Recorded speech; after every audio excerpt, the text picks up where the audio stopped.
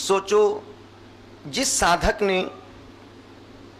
साधक ने तपस्वी सम्राट से अपने माथे पर क्षुल्लक दीक्षा के संस्कार कराए हों और मुनि दीक्षा के संस्कार वात्सल्य दिवाकर श्री विमल सागर जी गुरुदेव से करवाए हों, वो इस युग के महान जिन्होंने अधिक दीक्षाएं देकर के इस दिगंबर की श्रवण परंपरा को जीवंत किया।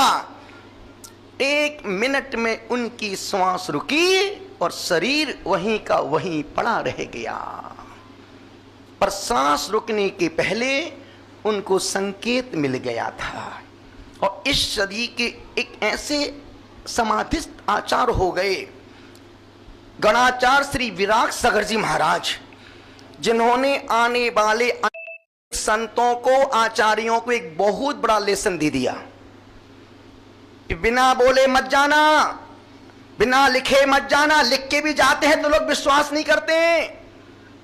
उन्होंने से अपने विवेक बुद्धि से, अपने भीतर के ज्ञान से, विमल सागर गुरुदेव के उनके वात्सल्य से उनकी भीतर की प्रज्ञा जागी। और 2 दिन पहले उन्होंने कहा कि यार एक काम करो, एक बुलाओ वीडियो वाले को और मैं कुछ रिकॉर्डिंग करना चाहता हूं।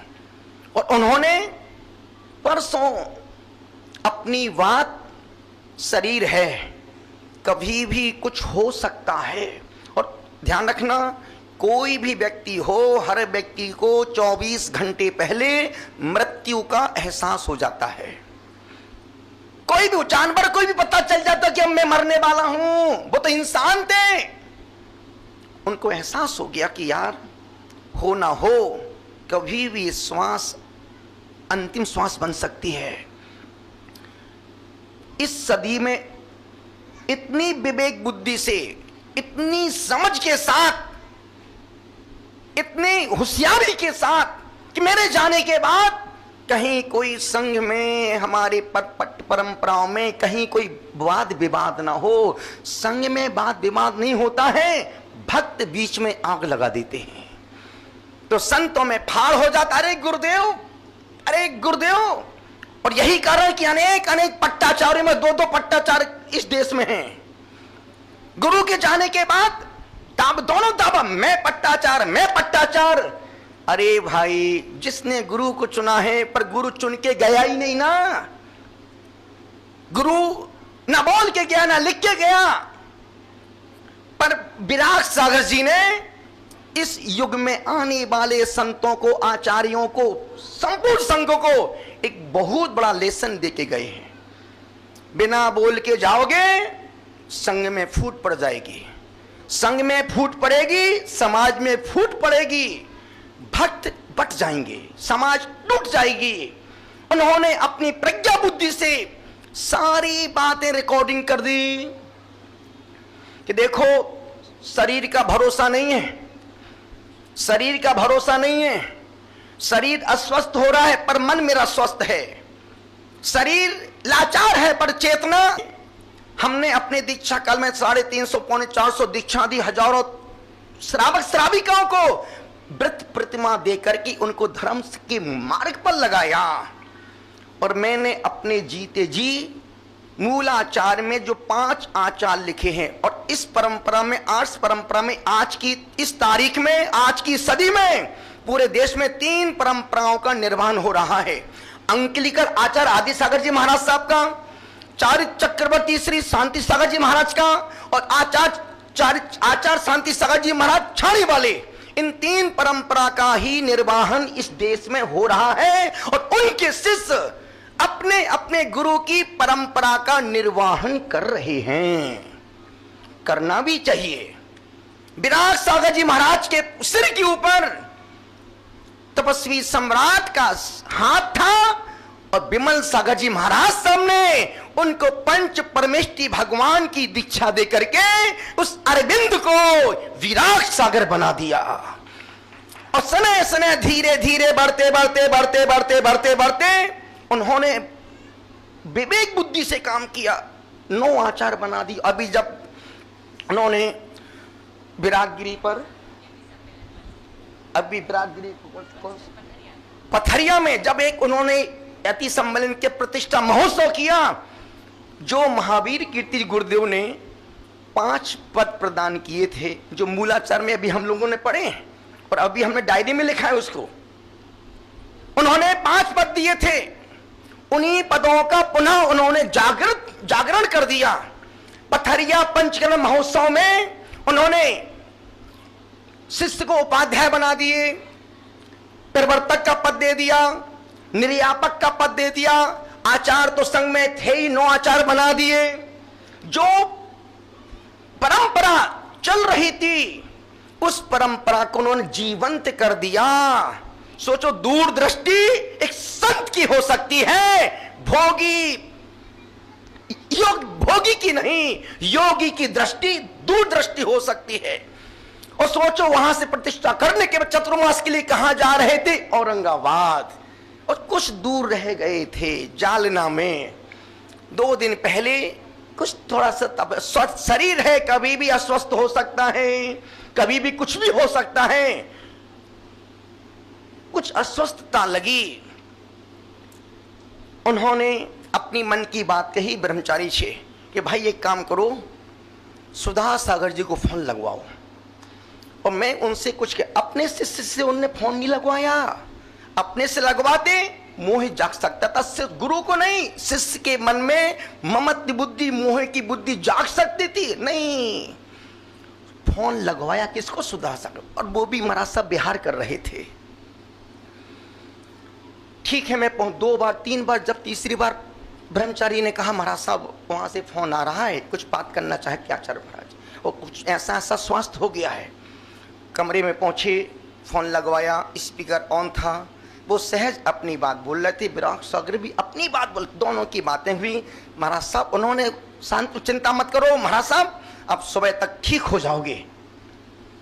साधर्मी ही साधर्मी को संभाल सकता है, साधर्मी ही साधर्मी को संबल दे सकता है। और संजोग कहो सुबह ठीक हो गए, आहार भी अच्छा हो गया, आहार अच्छा हो गया। शाम को फिर कुछ डाउट हुआ, बस उसी समय रिकॉर्डिंग करवा दी कि मैं अस्वस्थ महसूस कर रहा हूं और मैं इसलिए सारी बातें बोल रहा हूं क्योंकि अभी तक हमने जिन जिन को देखा, जाते हुए देखा है, उसके बाद वाद विवाद बढ़े हैं, उलझने पैदा हुई हैं। और मैं कोई भी ऐसा कर करके नहीं जाना चाहता हूं जिससे मेरे संग में भी संवाद हो।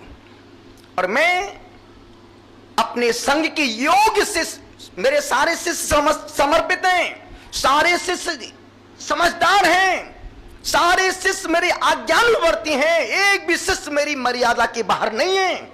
उसके बाद भी दायित्व तो एक को ही सौंपना पड़ेगा, मैं 9 को दायित्व नहीं सौंप सकता हूं। इसलिए मैं अपने शिष्य विशुद्ध सागर को अपने संघ की व्यवस्थाओं का दायित्व भार सौंप रहा हूं।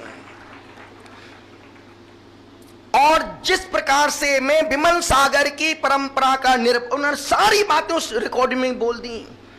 जिस प्रकार से मैं गुरु की परंपरा का निर्वाहन कर रहा था, तुम भी विशुद्ध सागर उस परंपरा का बिल्कुल निर्भीक होकर के पालन करना।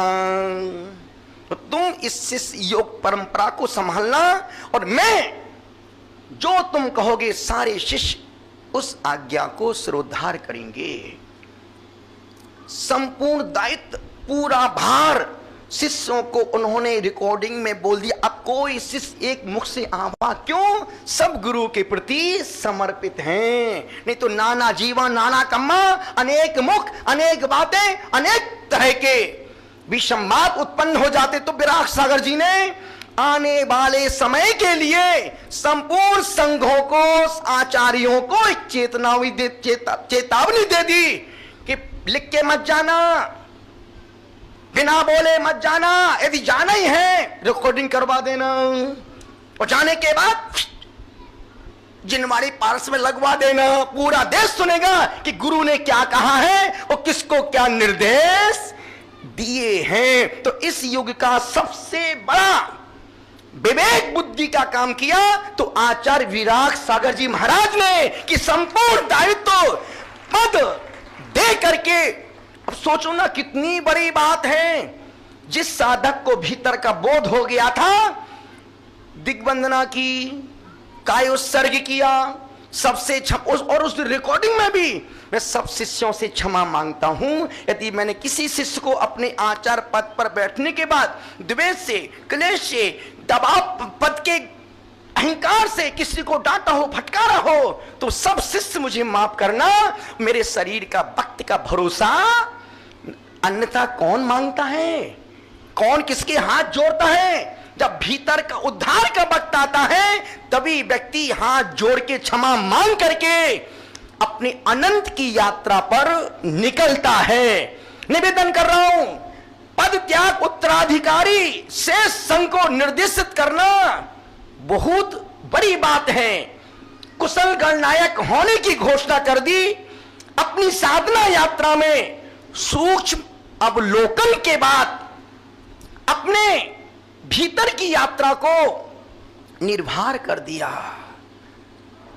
और सहज होकर के, निष्परिग्रह होकर, सब छोड़ छाड़ करके वाकई में इस समाधि को मैं प्रणाम करता हूं। ऐसी साधना को, ऐसे त्याग को, ऐसे वैराग्य को, ऐसे निर्लिप्तता के पद को, जो हंसते हंसते पद छोड़ दिया और जीते जागते अपने पद की घोषणा अपने शिष्य को कर दी कि बेटा अब तुम इस पद के दायित्व को आनंद से संभालना और धर्म की प्रभावना को नित्य वर्धमान करते रहना। निवेदन अनुरोध कर रहा हूं गणाचार्य श्री विराग सागर जी महाराज आत्म जागृति हर आत्मार्थी के लिए मील का पत्थर बन गए। आज की समाधि का समाचार, और उम्र कितनी थी? 61-62 साल। आचार्य विद्यासागर जी महाराज साहब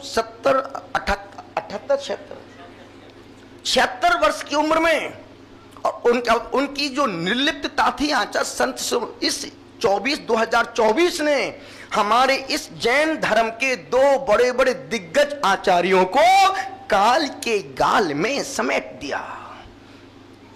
अब हजारों सालों तक ऐसे आचार्य इस समाज को मिलने वाले नहीं हैं, और एक क्षति हजारों साधु और पैदा हो जाएं तब भी पूरी होने वाली नहीं है। निवेदन कर रहा था आज की समाधि का समाचार, जब सुबह सहज सागर जी महाराज साहब, जब मैं सुबह पूजन में पहुंचा, बोले महाराज श्री बड़ा दुखद समाचार है। हम क्या हुआ? बोले महाराज प्रातः काल ब्रह्म मुहूर्त में गणाचार्य श्री विश्व आचार्य श्री विराग सागर जी की समाधि हो गई। एकदम से शरीर ठंडा पड़ गया। हमने कहा यार इतने बड़े संघ के अब आज की तारीख में दो ही बड़े संघ के मुख्य नायक थे, एक तो आचार्य गणाचार्य विराग सागर जी महाराज साहब, और एक हमारे अंकलिकर उस पट्ट परंपरा के चतुर्थ पट्टाचार्य आचार्य सुनील सागर जी महाराज, जो निर्विवाद धर्म की प्रभावना में बाहुबली बन करके धर्म की प्रभावना कर रहे हैं। 61-62 साल की उम्र में काल ने उन्हें अपने गाल में समेट लिया, और निश्चित उनकी समाधि, उनका त्याग, उनके संग को निर्देशित करना, सारी बातें शिष्य को समझाना रिकॉर्डिंग के माध्यम से, और यदि ये सच है, यदि वो किसी को विष्णु सागर जी को फोन लगाते उस सत्य को स्वीकार नहीं कर पाती कि बेटा मेरा समय का भरोसा नहीं है। अरे गुरुदेव कैसी बातें कर रहे। सुधा सागर जी को फोन लगवाया।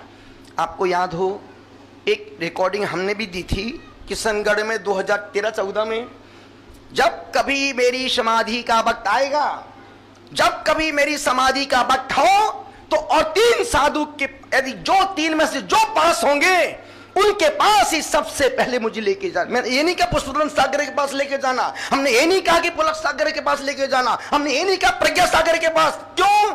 अपने साधर्मी हैं, भीतर मोह जाग सकता है, उपचार के लिए कुछ भी करवा सकते। तो हमने कहा था यदि कभी समाधि का, यदि कभी शरीर अस्वस्थ हो जाए, डॉक्टर जवाब दे दें, वैद्य मना कर दें, हकीम मना कर दे, उस समय मुझे इन तीन के पास ही लेके जाना जो सबसे करीब हो, चाहे विशुद्ध सागर जी महाराज हो, चाहे सुधा सागर जी महाराज हो, और चाहे प्रमाण सागर जी महाराज हो। इन तीन के अलावा और चौथा कहीं मत ले जाना। फिर उस समय आज से 10 साल पहले बोला था। अब सोचो विराट सागर ने किसको फोन करवाया? उनको मालूम था कि यदि संबोधन भी देंगे तो निर्मत भाव से जो सत्य है उस सत्य का ही बोध साधर्मी ही साधर्मी का सहयोगी बन सकता है। निवेदन कर रहा हूं, अनुरोध कर रहा हूं, आचार्य विराट सागर जी के व्यवहारिक, उनकी दिगंबर वृत्ति में जो कुलीनता दिखाई देती थी वो प्रशंसनीय और अनुकरणीय है। गणाचार्य श्री विराट सागर जी के पास बदले में कुछ पाने की अपेक्षा नहीं रहती थी। गणाचार्य विराट सागर जी महाराज साहब के पास बदले में कुछ पाने की अपेक्षा से रहित उनके पास देखने को मिलता था तो आचार्य विमल सागर जी महाराज साहब का वात्सल्य कूट कूट के उनके रग रग में भरा था। और जो शिष्य उनके पास आते थे वो वात्सल्य से उस शिष्य को ओतप्रोत स्नपित कर देते थे। यही कारण था जो उनके पास एक बार जाता था वो बार बार उनके पास जाने का मन बनाया करता था। और आज इस समाधि दिवस की पावन बेला पर इस संयोग, इस समय की विडंबना को ध्यान रखते हुए कि समय किसी को नहीं छोड़ता है। हमने पूछा ना आपसे, यदि आपके मन में एक दिन मैं भी चला जाऊंगा, ये मन में कब आता है? जब कोई अपना जाता है तो मन में आता है कि यार एक दिन तो भैया सबको ही जाना। और आजकल के शमशान घाट में तो नई नई फैसिलिटी आ गई है, नई नई फैसिलिटी है।